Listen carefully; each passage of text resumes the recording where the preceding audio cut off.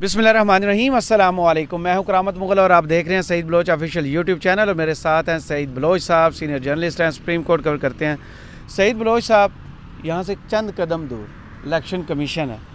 20 लोग आए, एक दरख्त के नीचे जमा हुए और पूरा एहतजाज करके चले गए कि PTI के इंट्रा पार्टी इलेक्शन मंजूर नहीं है।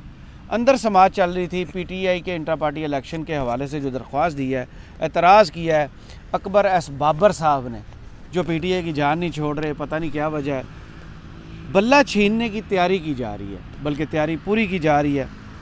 बल्ला छीन के इलेक्शन जीत जाएंगे ये। बहुत शुक्रिया करामत मुगल साहब। देखें, पाकिस्तान तहरीक इंसाफ के ख़िलाफ़ मेरे ख़्याल में जो इनके असले बारूद का डिपो है ना, उसके अंदर ये कोई भी ऐसा हथियार रखना नहीं चाहते जो पाकिस्तान तहरीक इंसाफ के ख़िलाफ़ इन्होंने इस्तेमाल ना किया हो। अच्छा। और अब तक आप देखें, इमरान खान के ख़िलाफ़ सैकड़ों और उनके कारकुनों के ख़िलाफ़ तो हज़ारों के हिसाब से मुकदमात बन चुके हैं। जेली मुकदमात में नामज़द कर दिया जाता है। नामालूम अफराद के अंदर किसी भी शख्स को डाल के गिरफ़्तार कर लिया जाता है। निहत्ती और मज़लूम ख़वातीन को 7 महीने से कैद किया हुआ है। उनके मुकदमात नहीं लगने देते। ज़मानतें होती हैं तो दोबारा गिरफ़्तार कर लेते हैं। अदलिया इसके ऊपर मुकम्मल तौर पर सहूलतकार बनी हुई है। ट्रायल कोर्ट से लेकर सुप्रीम कोर्ट ऑफ पाकिस्तान तक सब सहूलतकार बन चुके हैं। सब इस फाशिस्ट रजीम के साथ खड़े हुए हैं और मुल्क की सबसे बड़ी सियासी जमात को इंतकाम का निशाना बनाया जा रहा है। और इंतकाम का निशाना क्या बनाया जा रहा है कि इमरान खान साहब ने इस मुल्क और कौम के साथ गद्दारी करने वालों को इस कौम के सामने उन्होंने नंगा किया, एक्सपोज़ किया। उनके तन से उन्होंने कपड़े उतार के चौराहे में उनको खड़ा कर दिया और कहा, इस कौम को बताया कि ये हैं तुम्हारे वो गद्दार जो तुम्हारे साथ ये 76 सालों से ये गद्दारी कर रहे हैं, इस मुल्क और कौम के साथ सौदेबाजी इसकी सौदेबाजी कर रहे हैं। और अपने दुनियावी आकाओं से जो है वो फ़वाइद लेने के लिए इन्होंने इस मुल्क और कौम का सौदा किया। वो इस मुल्क के लिए खड़ा हुआ, इस कौम के लिए खड़ा हुआ, इस मुल्क और कौम की इज़्ज़त और वक़ार और उसकी तकरीम के लिए खड़ा हुआ। और उसकी सज़ा तो फिर उसको मिलनी ही थी और उसकी सज़ा उसको मिल रही है। और उसकी सज़ा यही है, उसकी पार्टी तोड़ फोड़ के रख दी गई, उसके कारकुनों को गिरफ़्तार किया गया, निहत्ती ख़वातीन को गिरफ़्तार किया गया। इसके अलावा उसके ऊपर मुकदमात बनाए गए, उसके लोगों को पार्टी छोड़ने पर मजबूर किया गया, उसको गद्दार, दहशतगर्द और पत्नी कौन कौन से जो है वो अलकाबात उसको दिए गए, उसकी किरदार कुशी की गई। और देखें कि उसकी पाक दामन बीवी जो बापर्दा खातून है, जिसको शायद किसी गैर मर्द ने देखा भी ना हो, और उसके ख़िलाफ़ इस तरह की घटिया इल्ज़ामात लगवाए गए। और अब ताज़ा तरीन ख़बरें उनके बारे में ये है कि शायद बुशरा बीबी के बच्चों को भी इस हवाले से जो है वो तैयार कर लिया गया है, दबाव डाला गया है। पत्नी कौन कौन से संगीन नताइज की धमकियाँ दी गई हैं। और शायद इमरान खान साहब ने भी इसका ख़दशा ज़ाहिर किया गुज़श्ता दिनों, जब जेल समात साइफ़र केस की समात हो रही थी, कि अब बुशरा बीबी के बच्चों को दबाव डाल के उससे कह रहे हैं उन्हें कि वो आके अपनी वालदा के ख़िलाफ़ गवाही दें। यार, दुनिया में कौन बच्चा अपनी वालदा के बारे में इस तरह के ख्यालात या इस तरह की कोई बात करता है?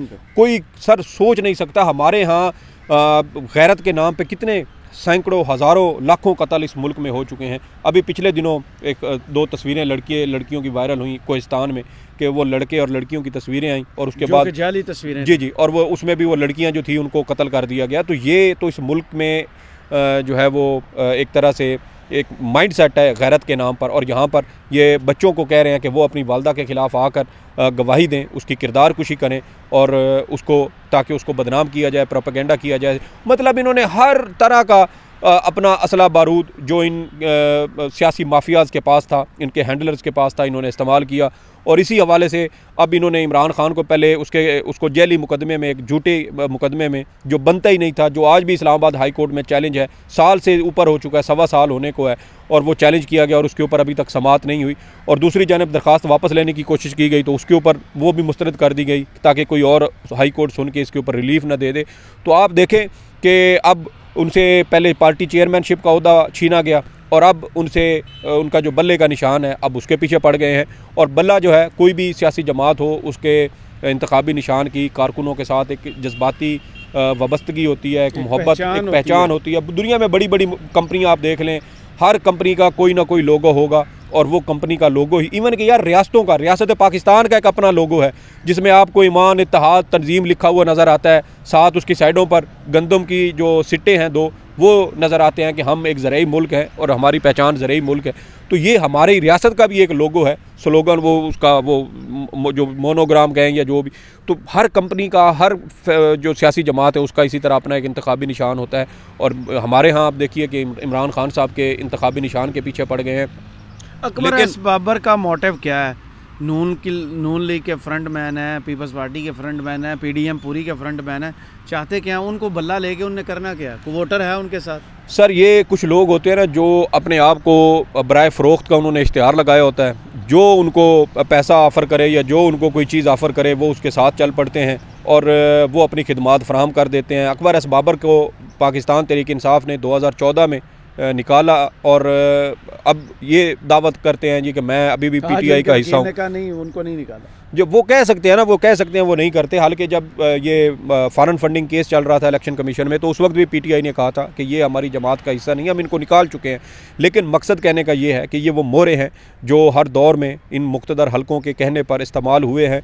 और हमने तो इस रजीम चेंज के बाद देखा है कि वो बहुत बड़े बड़े इनकलाबी, वो बड़े बड़े आइन और कानून की बालादस्ती के चैम्पियन, वो इंसानी हकूक़ के अलमबरदार, वो ऐसे नंगे हुए हैं कि इमरान खान ने तो उनकी चड्डी भी उतार ली और वो चड्डी भी उतार के साथ ले गया है। और ये बिल्कुल अलिफ नंग खड़े हुए हैं और इस कौम के सामने इन लोगों के असल चेहरे सामने आए हैं। और यही चीज़ें अब हम इन जो मोहरे हैं अकबर एस बाबर की तरह के, इनको हम देख रहे हैं। पाकिस्तान मुस्लिम लीग नून के जो इंट्रा पार्टी इंतखाबात, यार आप देखें कि पिछले दिनों जियो न्यूज़ के ऊपर रिपोर्ट कार्ड पर वो बेनज़ीर शाह वो भी इसके ऊपर बोली है कि भाई ये सारे इससे पहले जो सियासी जमातों के, नून लीग के, पीपल्स पार्टी के, इसी तरह हुए हैं और ये सारे इसी तरीके से होते आए हैं। और इमरान खान साहब की जो सियासी जमात है उसको तो इस तरह इस वक्त फस्तायत का वो शिकार है।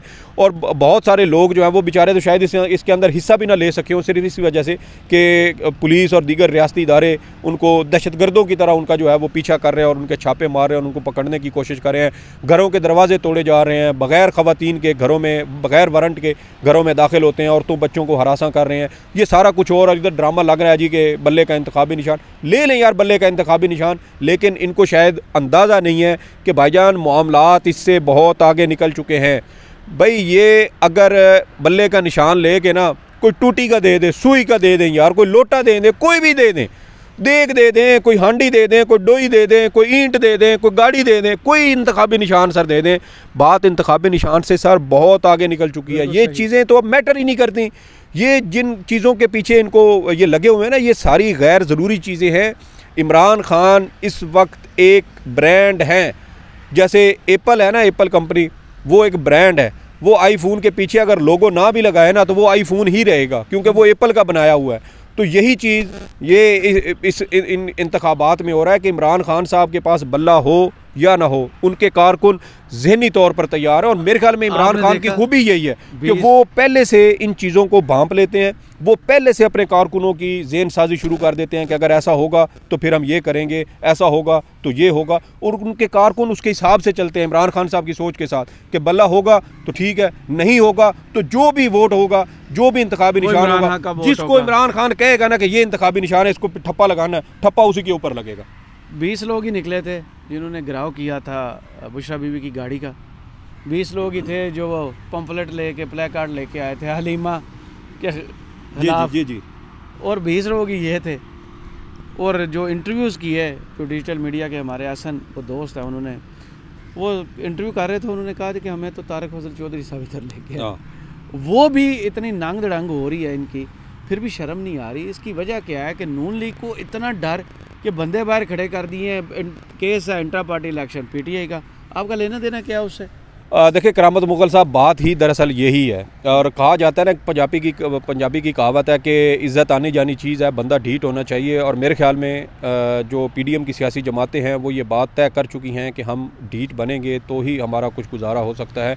और दूसरी बात यह है कि आपको याद होगा साबिक वज़ीर दाखिला राना सनाउल्लाह साहब ने एक इंटरव्यू में कहा था कि इमरान खान साहब हमें जिस स्टेज पे लेके आ चुके हैं ना, यहाँ से आगे हम ये चीज़ नहीं देखेंगे कि जमहूरी और गैर जमहूरी क्या होता है, इखलाकी और गैर इखलाकी क्या होता है, सियासी और गैर सियासी क्या होता है।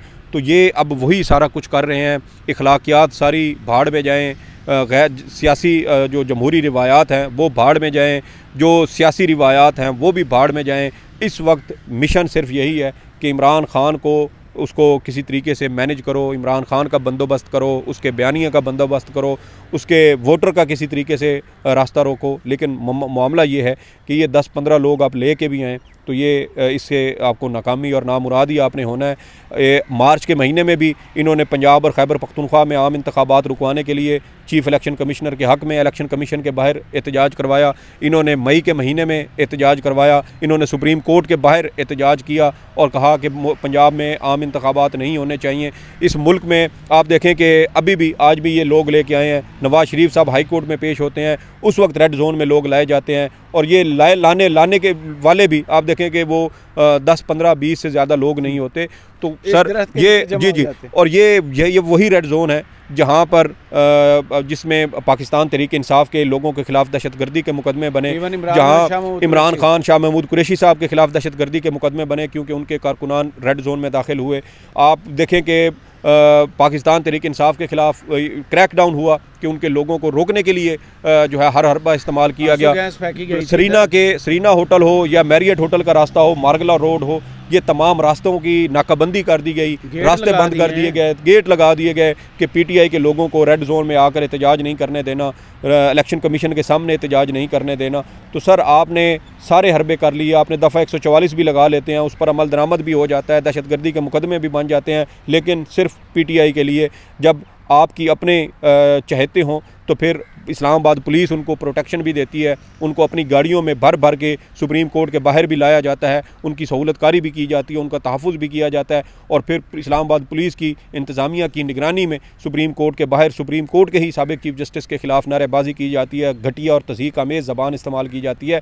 तो आपने सारा कुछ करके देख लिया, लेकिन एक चीज़ जो आपसे मैनेज नहीं हो रही और ना वो आप मैनेज कर सकेंगे, और वो है आवाम और वोटर। वो इस वक्त इमरान खान साहब के साथ खड़े हैं। इमरान खान इस मुल्क की आवाम की डार्लिंग है, महबूबा बन चुकी है, और आप जो मर्ज़ी कर लें, जो मर्ज़ी कर लें।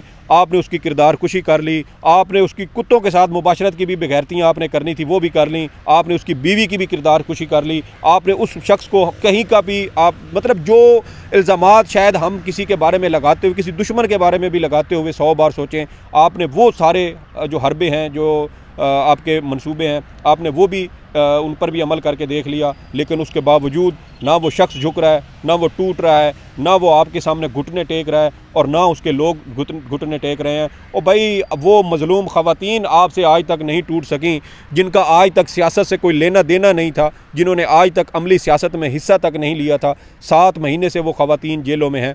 वो इस मुल्क के निज़ाम अदल से मायूस ज़रूर हो चुकी हैं, लेकिन आज भी वो इमरान खान के ख़िलाफ़ कोई लफ्ज़ बोलने को तैयार नहीं है। वो आज भी डट के खड़ी हैं। इंशाअल्लाह उन मज़लूम ख़वातीन के लिए भी ये मुश्किल वक्त ख़त्म होगा और वो भी रिहा होंगी, और एक दिन ये फस्तायत करने वाले अपने अंजाम को ज़रूर पहुँचेंगे। बहुत शुक्रिया सईद बलोच साहब आपके तज़िये का। कमेंट बॉक्स में ज़रूर बताइएगा ये वीडियो आपको कैसी लगी। इजाज़त दीजिए, अल्लाह हाफ़िज़।